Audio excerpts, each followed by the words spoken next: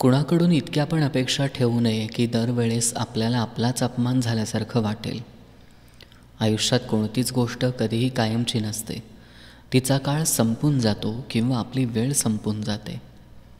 विश्वास कितीही जवळचे असले तरी शब्दावर विश्वास ठेवू नका, कारण शब्द बदलायला वेळ लागत नाही. बेडकाला सोन्याच्या विटेवर जरी ठेवलं तरी तो गटारातच उडी मारणार.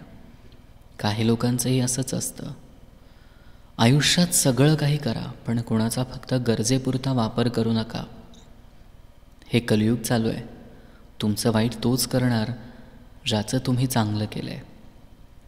एक पान तुटलं म्हणून झाड पडत नाही, अर्थात कुणाचंच कुणा वाचून काही चढत नाही.